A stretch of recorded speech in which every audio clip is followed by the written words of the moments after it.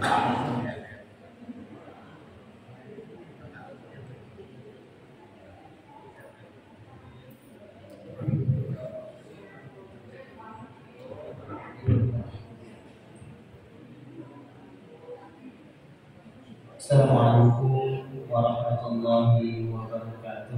Waalaikumsalam. A'udzu billahi minasyaitonir rajim. Bismillahirrahmanirrahim.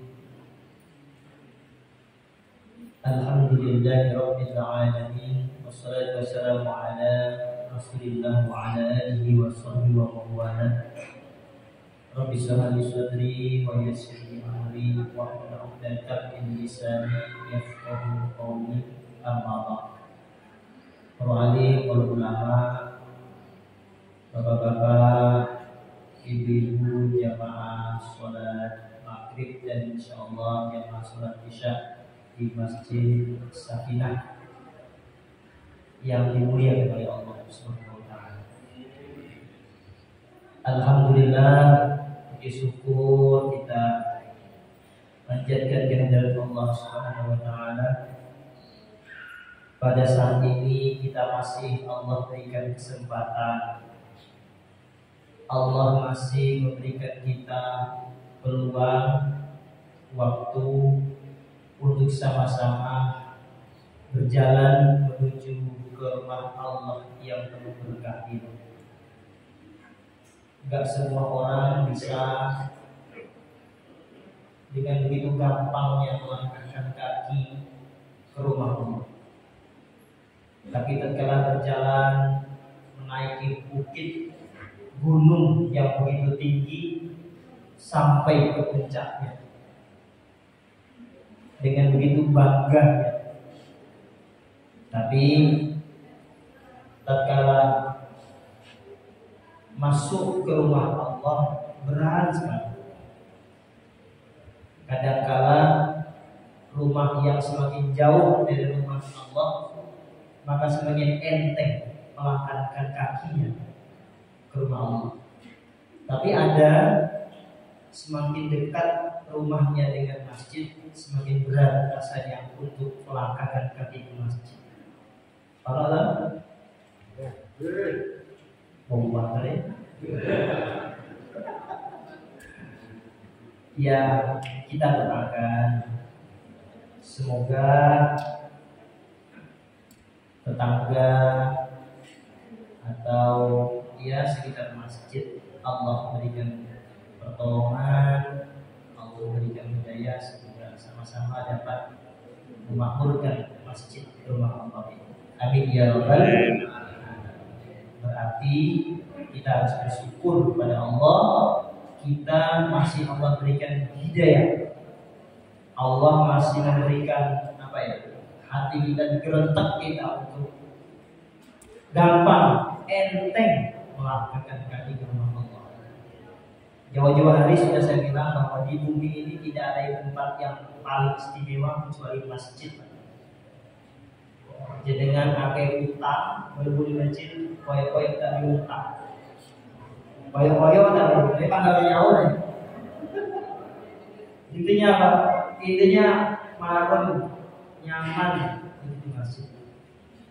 Sekarang ini banyak orang yang ketika gelisah hatinya gelisah, stres, koyok-koyok, beban pikirannya bertambah terus. Kalau tak koyok-koyok sumpah bahasa urip. Gak beli duit, kalau ada duit dia mau doain, gitu.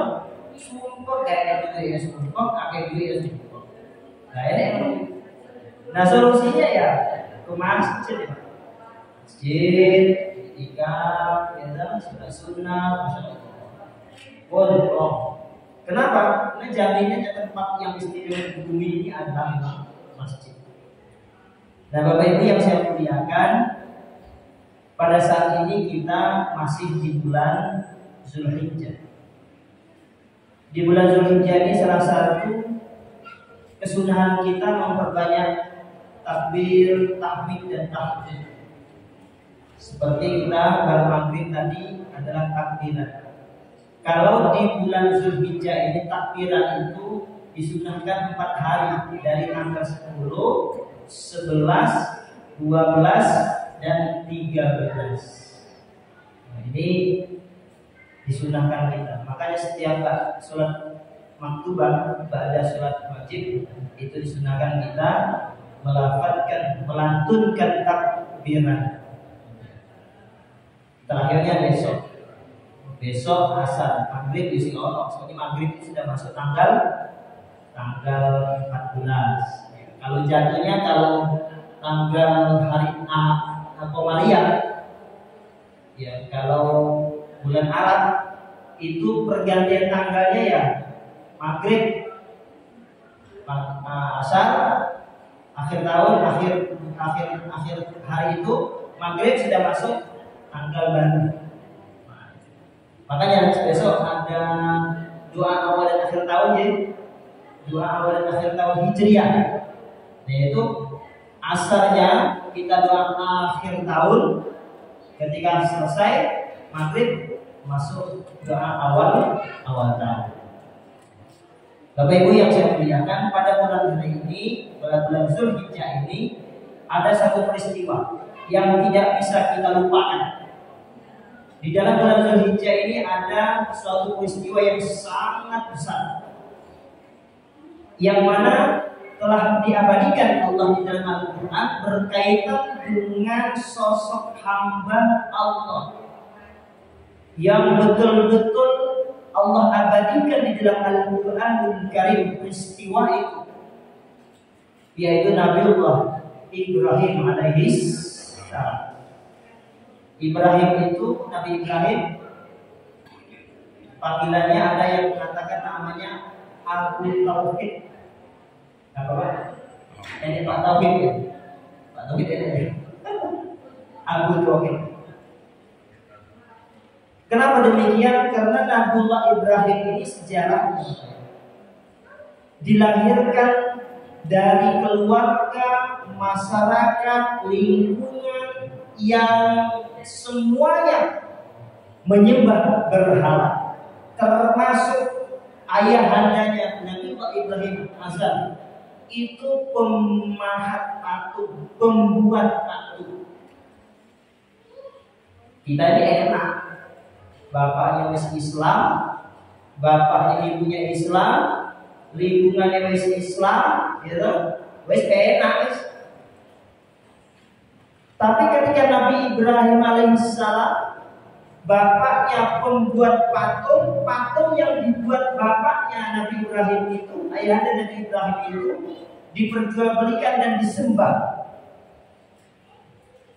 Belum masyarakat sekitar membuat patung, diukir, ada patung yang lurus, ada enek lawung, gitu.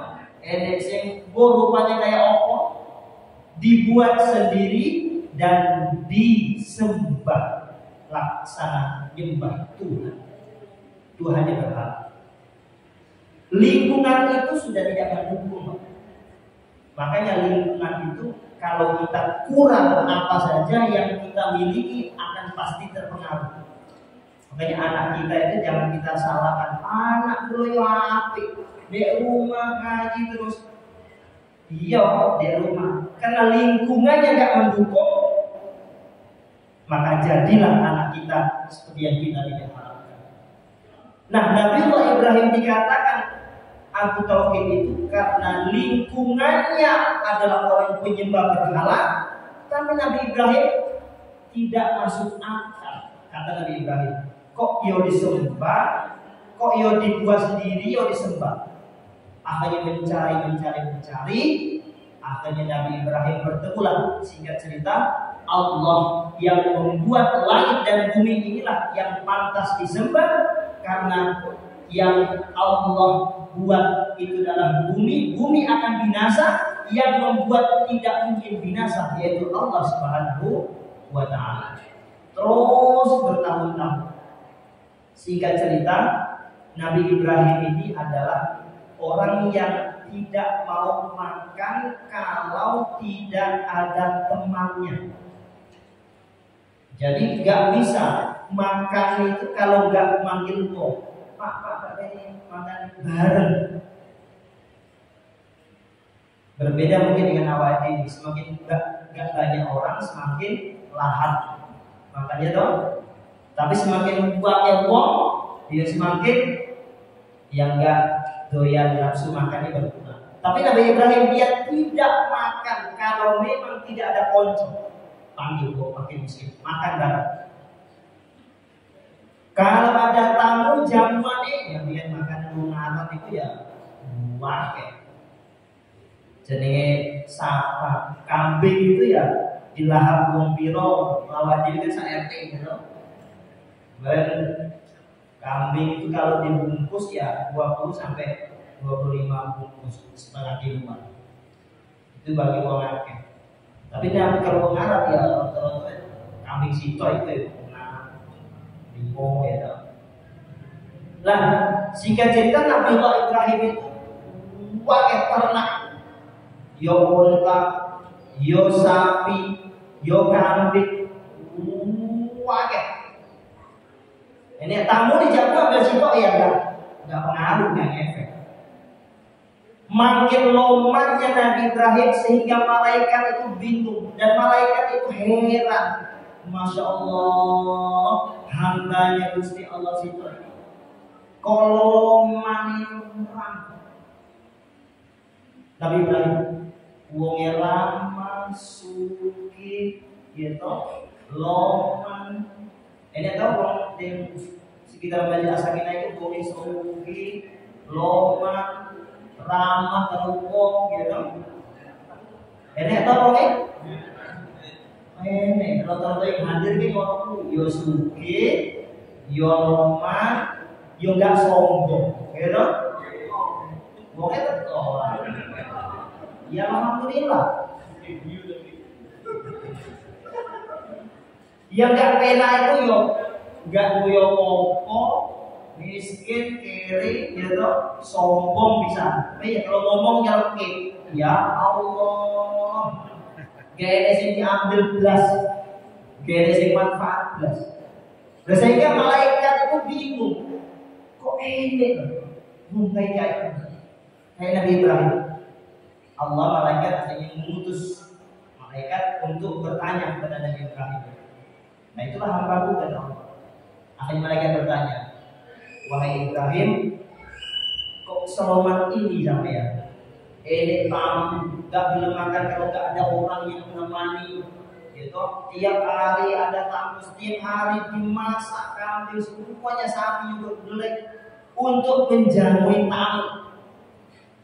Lantas Nabi Ibrahim bilang, semuanya ini adalah bukan milik saya. Semua ini adalah milik Allah Subhanahu wa ta'ala. Jangankan harta saya, jangankan kambing saya, onta saya, sapi saya, jangankan harta saya. Kalau saya punya anak, kalau saya punya anak, Allah ingin nyuruh saya mengorbankan anak saya itu, saya sikat. Semuanya adalah titipan Allah. Nah, dari tahun ke tahun Nabi Ibrahim itu usia sudah 80 tahun, sudah tua. Baru dikaruniai seorang putra namanya Ismail alaihissalam. Jadi orang itu kalau nggak punya anak yang repot, mencari. Tapi Nabi Ibrahim ujiannya Yosuge duwe bondo wakil tapi urung putra. Terus berdoa kepada Allah. Akhirnya usia baru 80 tahun Allah memberikan anak putra ganteng yaitu Ismail alaihissalam, satu-satunya. Loh, tatkala Nabi Ismail putranya yang satu-satunya ini yang sangat disayang, ganteng, ya toh. Kira-kira usia anak-anak bermain lah, kayak anak wajib, sekowena, ya toh. Sepokoknya di sawah. Ketika itu Allah menagih janjinya Nabi Ibrahim tatkala diwawancari malaikat beberapa tahun yang silam. Tatkala jangankan kambing, jangankan apa saja yang saya miliki, kalau saya punya putra, Allah menyuruh saya untuk mengorbankan saya sekarang. Ternyata kata-kata itu termasuk nazar. Makanya bapak-bapak jangan mudah-mudah mengatakan sesuatu yang kira-kira awal diri gak kuat melakoni. Pernah awal diri? Pokoknya kalau aku sakit sesok, kalau aku sehat, aku poso 2 bulan berturut-turut. Kalau aku sehat, aku poso 2 bulan berturut-turut. Termasuk nazar. Nazar itu wajib dilakukan. Kecuali nazar yang tidak sesuai dengan syariat Islam. Kalau anakku lulus SMA, aku bunuh diri. Nazar, nah itu nggak wajib dipenuhi. Soalnya sudah keluar dari syariat Islam. Tapi kalau anakku lulus, aku poso 5 dino. Kalau anakku lulus, aku poso 5 dino. Nah, poso 5 dino itu adalah wajib bagi kita. Suatu nazar. Sama dengan Nabi Ibrahim. Saya itu pernah didatangi orang, Pak, saya itu punya dagangan usaha bangkrut. Kemudian ganti ternak sapi, wis akeh. Aku simpul, Kemudian bangun rumah, lalu tidak sampai selesai, utang numpuk, rumah lemari dijual,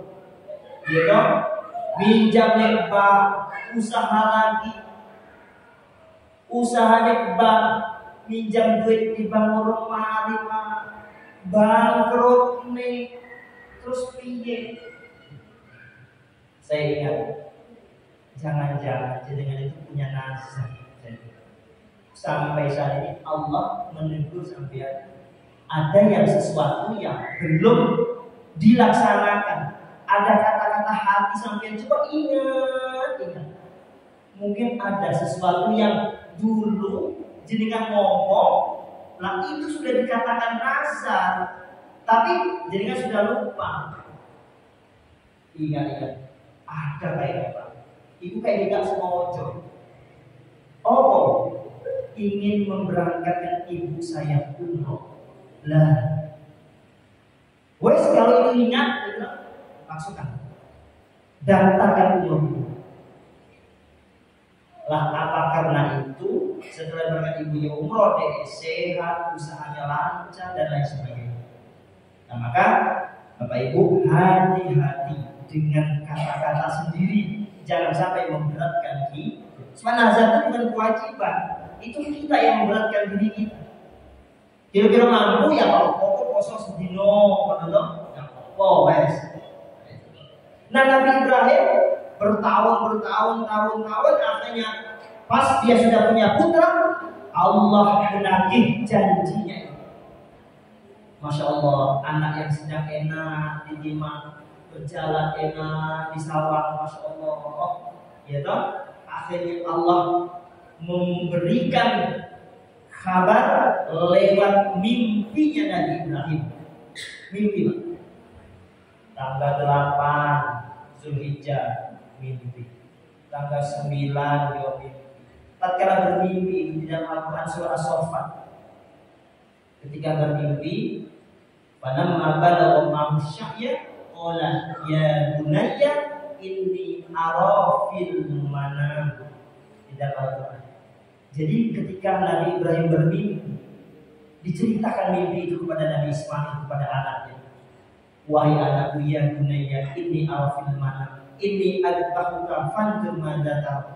Nabi Ibrahim ngomong kepada anaknya, bermusyawarah. Ini ayat ini saya ambil garis bawah bahwa permasalahan apapun di rumah itu, walaupun dengan anak kita, ya harus musyawarah. Kalau hasilnya musyawarah, walaupun pahit yang kita temui, tapi sudah musyawarah, insya Allah tidak saling menyalahkan. Baik, ya bunaya, ini arafil manam, wahai anak, aku bermimpi tadi malam. Bermimpi apa? Bermimpi menyembelih engkau ya anak. Fanzur mada tahu, maka apa pendapat anak? Sebab kalau Nabi kalau bermimpi pasti wahyu. Kalau kita enggak, kalau mimpi pasti utak-atik nomor biro. Iya kan? Iya, gerindeng kayak kita koki gitu. Baik. Oh. Nah, tapi kalau Nabi mimpi itu adalah sebuah petunjuk benar. Sebab Nabi enggak mungkin bisa dimasuki ketika dia tidur, dimasuki setan itu enggak mungkin. Itu para nabi dan rasul. Kalau wajib memungkinkan. Makanya kalau orang bermimpi ketemu Rasulullah, delok-delok siapa yang bermimpi, di mana tempatnya, kapan waktunya, gak sembarang aku membunyi, gitu. Mimpi ketemu Rasulullah, gak mungkin. Delok siapa wonge, tidurnya enek butuh apa ora, itu harus didelok. Turunnya gon-gon gak ada wudhu ya toh, kemudian turunnya gak nutup aurat, mimpi kita Rasulullah, itu gak mungkin. Lah, tapi kalau tidak Rasulullah, kalau utusan Allah terus Nabi Ibrahim bermimpi menyembelih Nabi Ismail, itu pertanda diperintahkan oleh Allah untuk menyembelihkan, mengorbankan putra Ismail. Loh, ketika Nabi Ibrahim ngomong kepada anaknya Ismail, sudah tanggal 8 bermimpi ngomong, tanggal 9 bermimpi ngomong, kemudian tanggal 10 terjadi peristiwa itu. Sebelumnya Nabi Ibrahim ngomong lagi kepada Nabi Ismail. Tapi jawab Nabi Ismail apa? Qala ya bunayya if'al ma tu'mar. Kata Nabi Ismail, wahai bapak, if'al, lakukanlah apa yang diperintahkan Allah kepada engkau. Masya Allah. Anak mendukung perjuangan orang tua. Kenapa? Karena perintah Allah tidak mungkin membawa kemudaratan.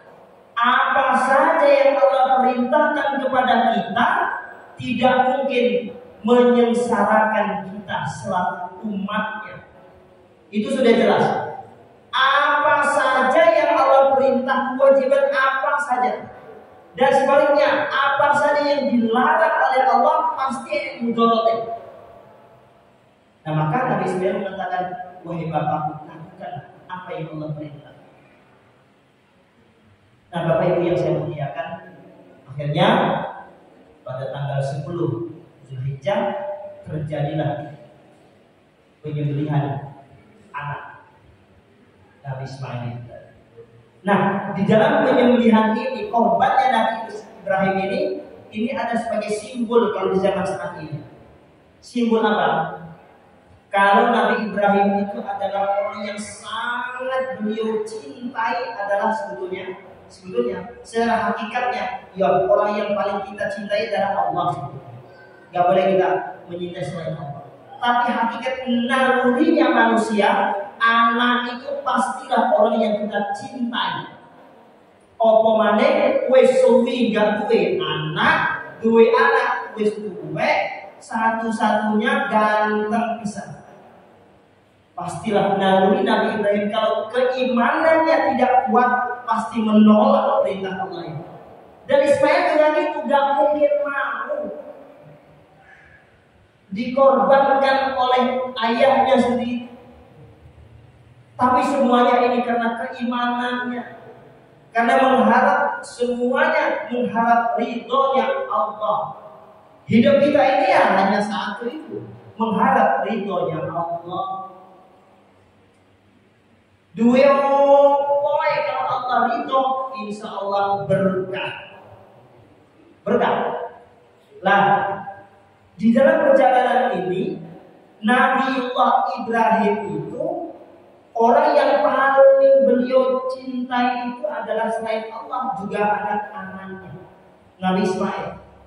Nah, zaman saat ini kiasannya di dalam kitab Al-Hajj itu dikatakan Ismail yang orang-orang sekarang ini di zaman saat ini, di akhir zaman ini adalah bukan Ismailnya seperti Ibrahim. Gak mungkin Allah memerintahkan kita seperti Nabi Ibrahim.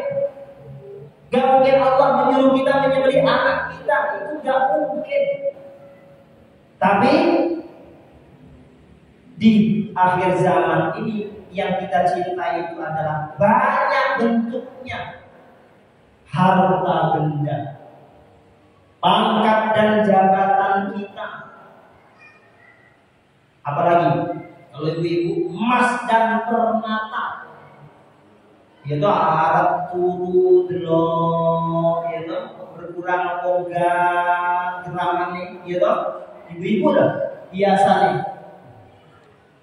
Di zaman saat ini yang dikiaskan bukan kita diperintah Allah menyembelih putra kita, bukan, tapi bagaimana rezeki yang Allah berikan berupa pangkat dan jabatan, harta benda yang kita miliki, apa saja yang kita punya, kita buat untuk menegakkan agama Allah Subhanahu wa Ta'ala. Contoh, ini masih ada sempat 1 hari lagi kalau yang punya rezeki untuk bisa berkurban. Kurban itu kan tanggal 10 dan 3 hari tasyrik, tanggal 11, 12 dan 13. Berarti hari Senin, Selasa, Rabu dan Kamis. 4 hari ini adalah masa-masa bagi kita yang ingin berkurban, menyembelih hewan kurban di hari 4 hari ini. Selain 4 hari, yoga dikategorikan sebagai penyembelihan hewan kurban.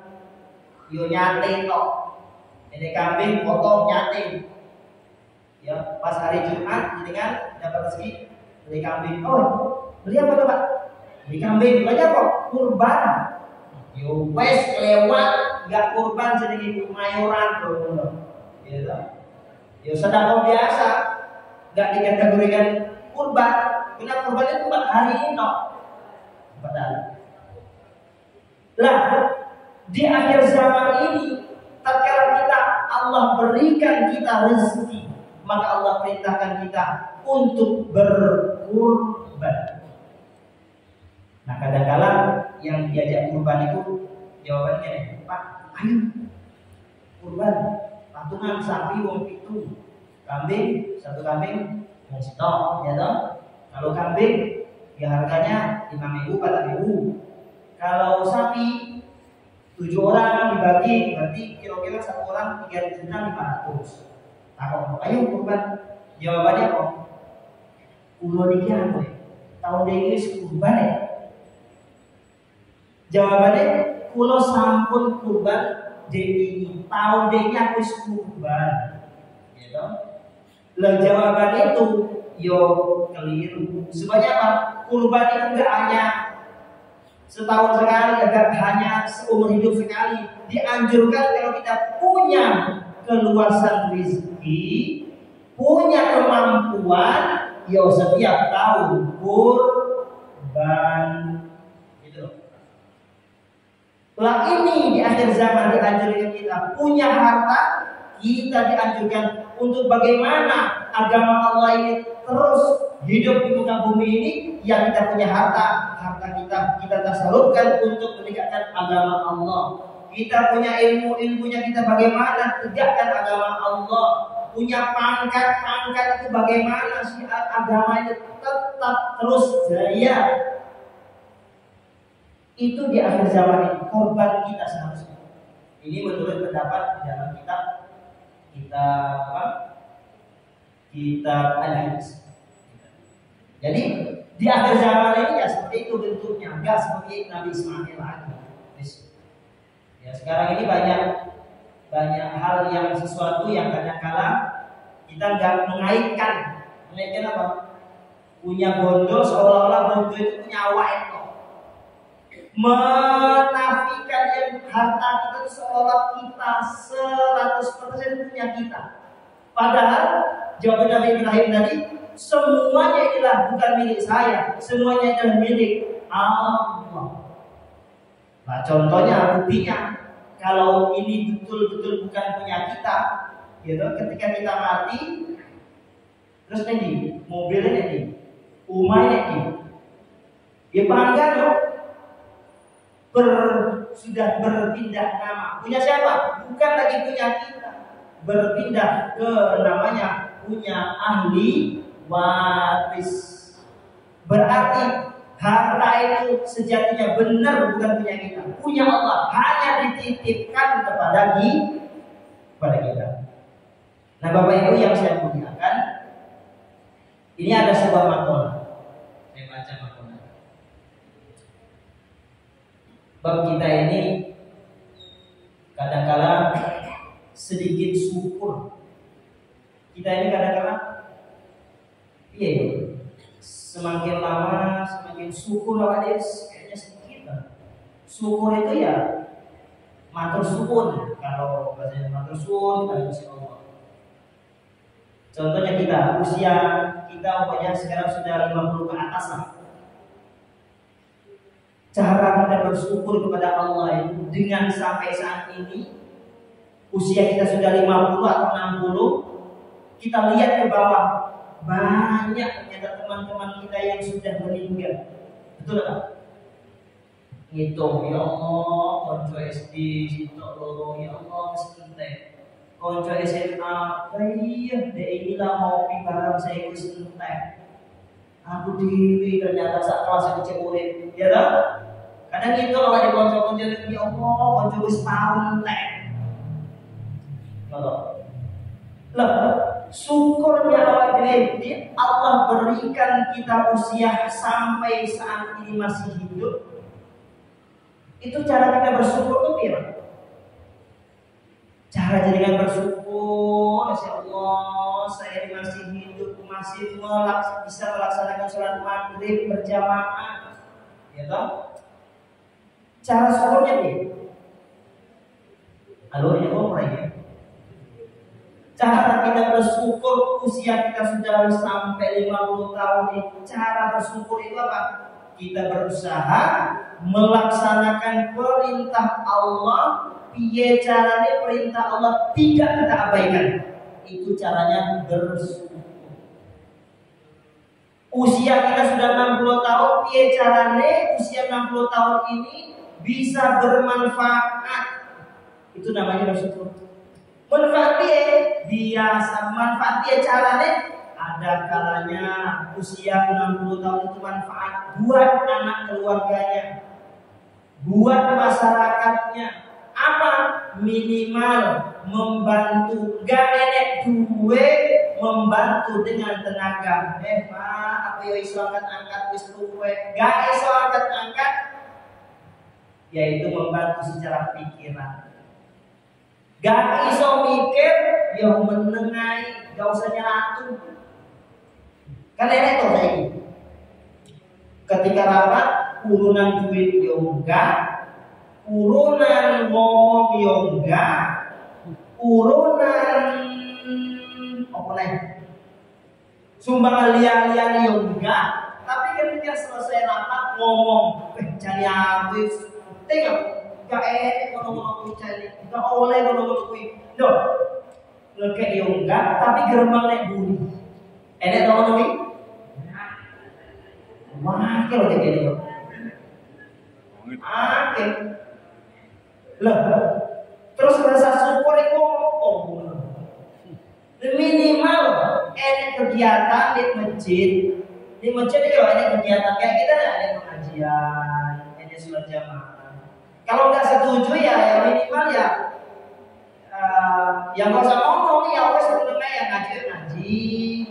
Harus jadi kalau boleh ya boleh, nggak usah maju kok. Yo tak enggak tapi nyatu. gitu. Nah kanca-kancane terus jalan terus ngaji.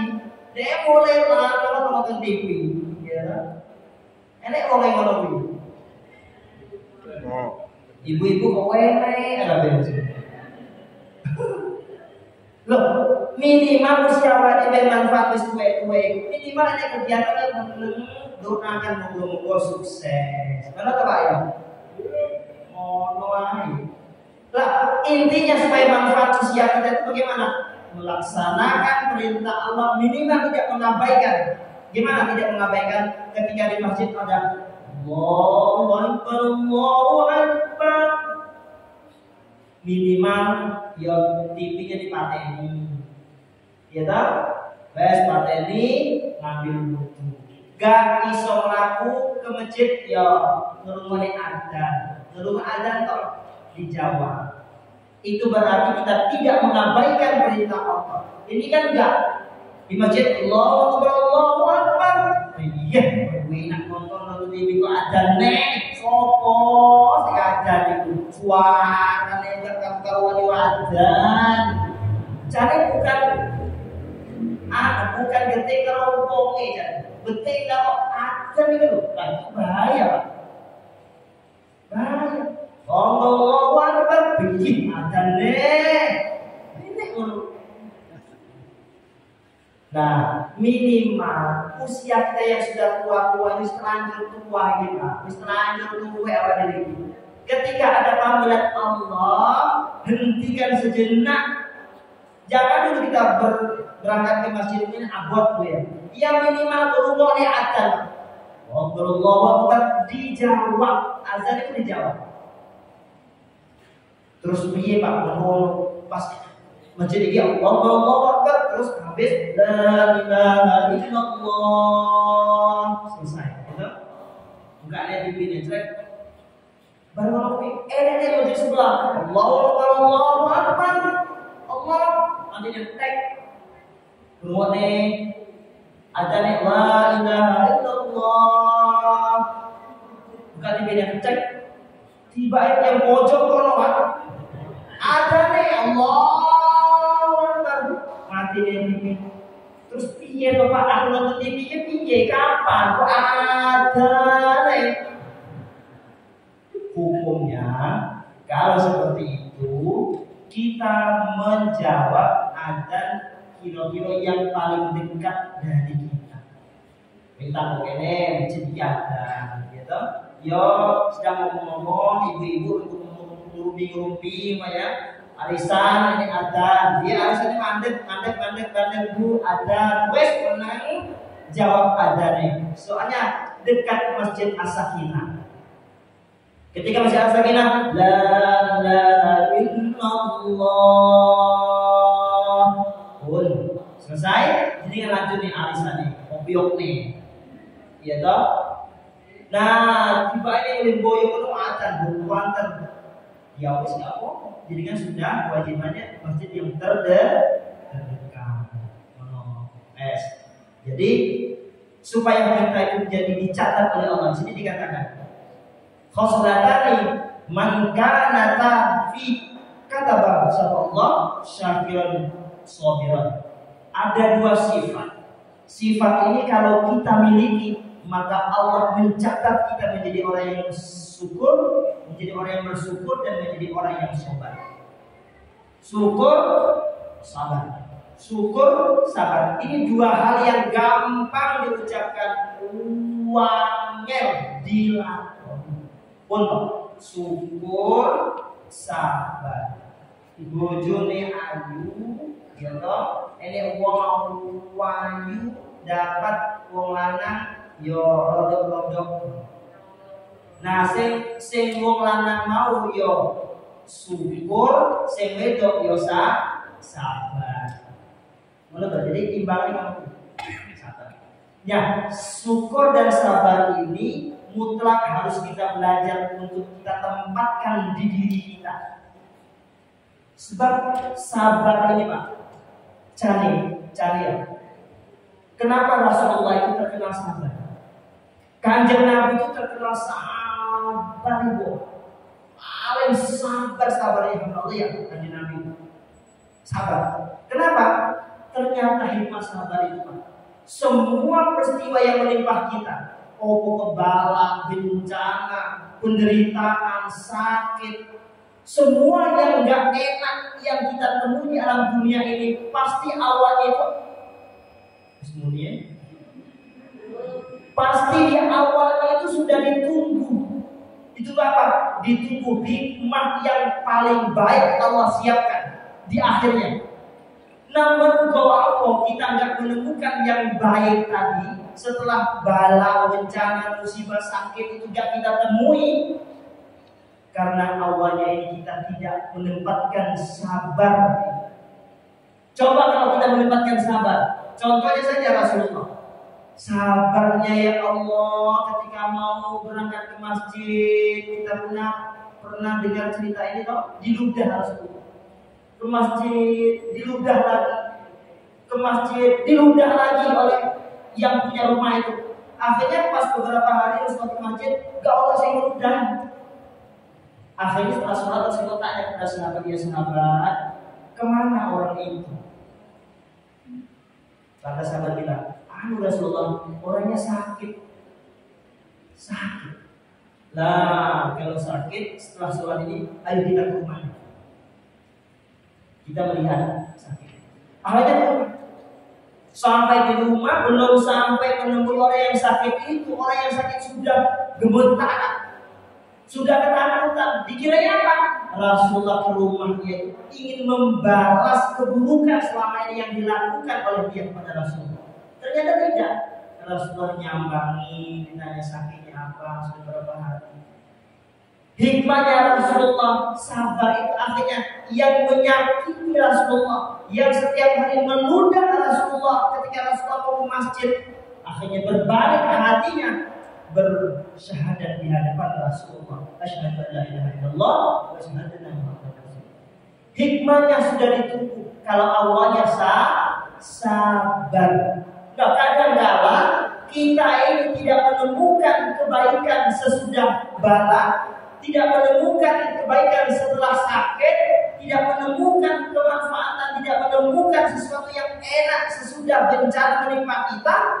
Kita ketika ditempah oleh Allah bala dan bencana tadi kita tidak sabar. Nah, maka dua sifat ini tatkala kita punya, maka Allah catat kita menjadi hamba yang syukur dan menjadi hamba yang sabar. Dua sifat ini. Tapi karena waktunya sampai, dua sifat ini akan saya ceritakan besok episode yang akan datang. Jangan penasaran dong? Dua sifat ini. Waktunya cek dulu Pak. Teruskan ya Allah. Di kita ya. Nanti besok babnya beda lagi kan. Dan di sini dikatakan man nadhara fi dinihi ila man huwa fawqahu faqtada bihi. Sifat yang pertama. Nanti kita akan dicatat oleh Allah menjadi orang yang sabar dan syukur tatkala man nadhara fi dinihi ila man huwa fawqahu. Tatkala masalah agama, tatkala masalah ibadah, kita melihat orang yang lebih tinggi dari kita. Ketika masalah ibadah, kita melihat orang yang lebih tinggi dari kita. Masya Allah, bodoh-bodoh mangan sego, bodoh-bodoh turunin 24 jam, bodoh-bodoh rumahnya cedek masjid, nyokor dek iso ke masjid, aku enggak. Melihat orang yang ibadahnya lebih rajin dari kita. Akhirnya apa? Dengan melihat orang yang lebih tinggi tekunnya ibadah itu, gerentak hatinya ingin meniru, ingin melaksanakan seperti temannya yang diinginkan tadi. Ya Allah, bodoh-bodoh mangan sego, bodoh-bodoh PSD, bodoh-bodoh pedagangi, tapi kayak sempat jam loro ya tani, gitu. Bodoh-bodoh mana, bodoh-bodoh tapi ya sempat siap subuh ke masjid. Iri ibadah melihat orang yang lebih tinggi, maka kalau itu sifat kita, maka Allah mencatat kita termasuk orang yang syukur dan sabar. Tapi yang kedua, sifat yang kedua, kalau masalah dunia dikatakan di sini wa nadara fi dunyahu ila man huwa dunahu. fahamidallahu ala ma faddala bihi alaihi. Ketika masalah dunia, dia melihat orang di bawahnya. Ya Allah, syukur aku. Berterima kasih ya Allah, walaupun aku beli mobilnya nggak seberapa, tapi masih banyak orang yang nggak beli mobil. Ketika dunia melihat orang yang di bawahnya, ya Allah, alhamdulillah aku beli rumah, walaupun rumahnya cilik, walaupun turun di keramik, tapi di rumah nggak kontrakan. Hujan gak kehujanan, panas gak kepanasan. Lo tetangga ini koncoku ya Allah, dari mulai diangkat jadi PNS sampai saat ini turun di rumah. Syukur awal ini. Ketika melihat dunia, muncul hati kita melihat orang yang bawa kita. Masih banyak orang yang lebih susah dari kita, masih banyak orang yang lebih rendah dari kita. Akhirnya timbul rasa syukur awal ini.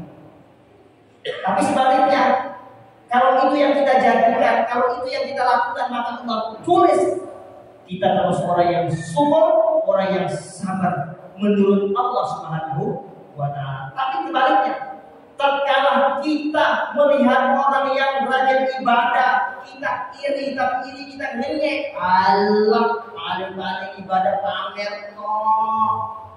Allah, gaya-gaya toh ngaji. Baru menunggu yang ngerasain nih.